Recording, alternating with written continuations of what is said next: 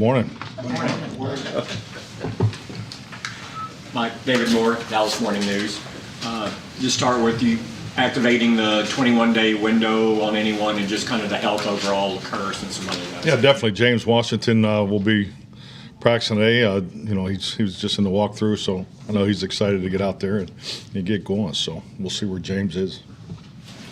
And Tyron Smith, kind of follow up. Any better indication of where he's getting close. Yeah, getting close, but he will not be activated today.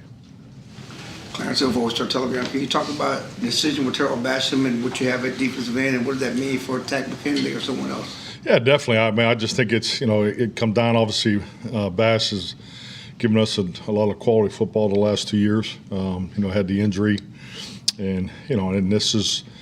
It's a catch-22. I mean, you're in a roster position with guys that are getting healthy, but you have 53 spots. So I just think it really came down to numbers and in trying to forecast what's in front of us. Okay, thanks everybody. Mike, Todders with ESPN.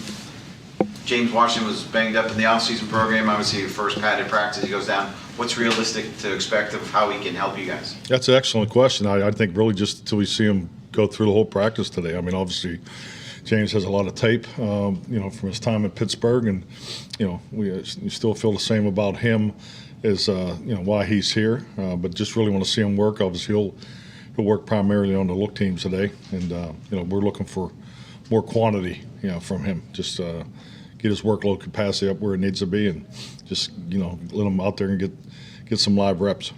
Yeah.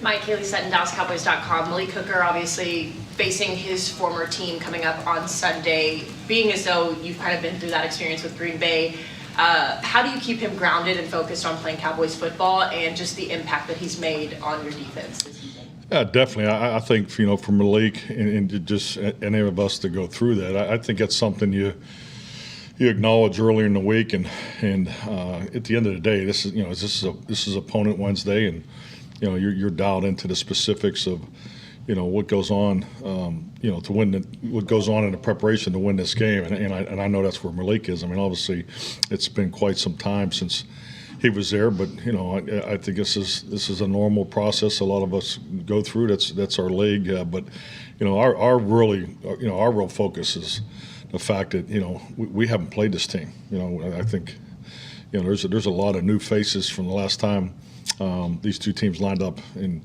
competed. So and obviously we're spending more time starting back on Monday on the personnel part of it, and just make sure we're acclimated. I mean, the scheme is at this point in the year there's not a lot of surprises. I mean, this game will really be stressing the fundamentals and the footwork and and the finish, because that's the type of game this will be.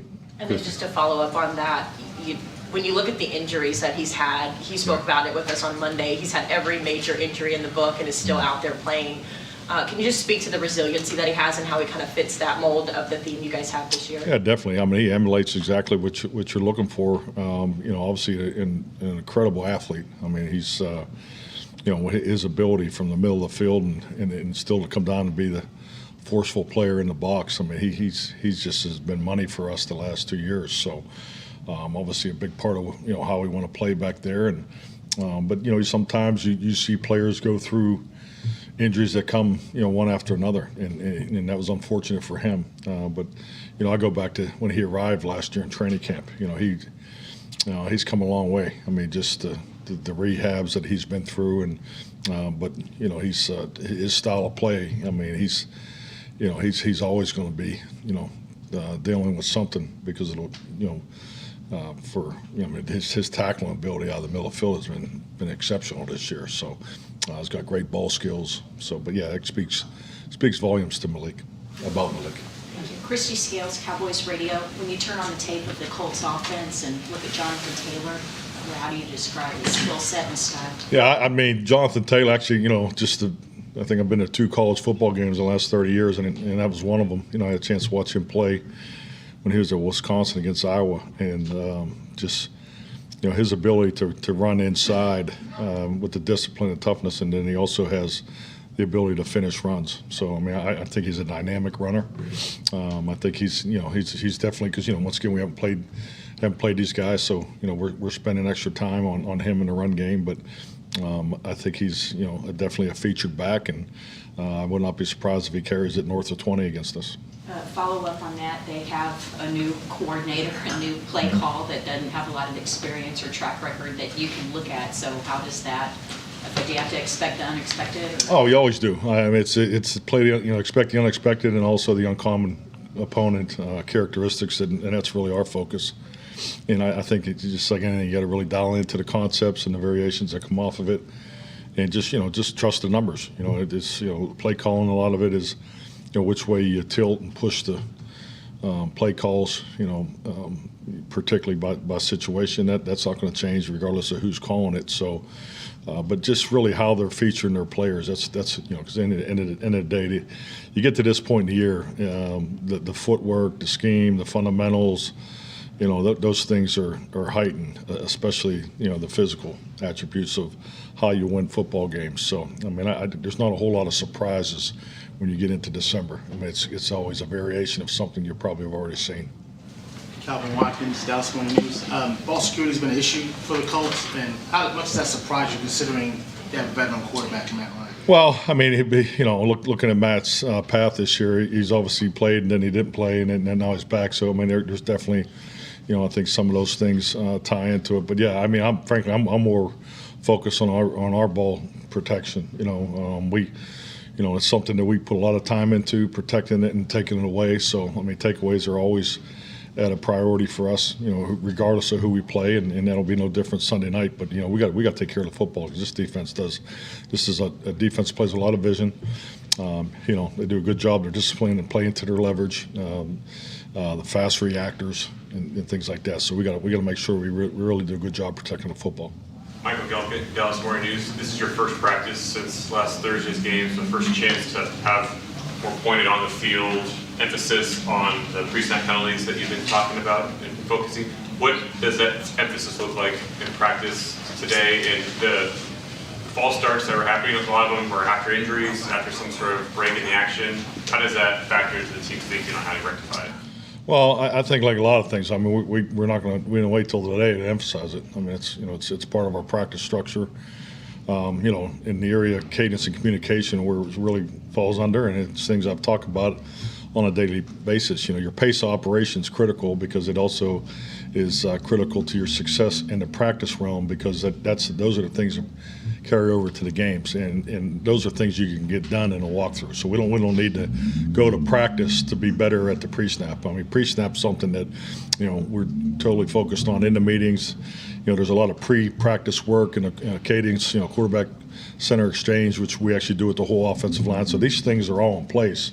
We just need to be better at it. So, and we've looked at every one of them, and and more about the what and the why. And it's just like most things in this game, especially pre-snap, it comes down to communication. You categorize why we had a false start here, why we had a false start there, just the way you do with interceptions? Absolutely. I'm not giving it to you. It's top-notch stuff. Yeah. Thanks, Coach. David.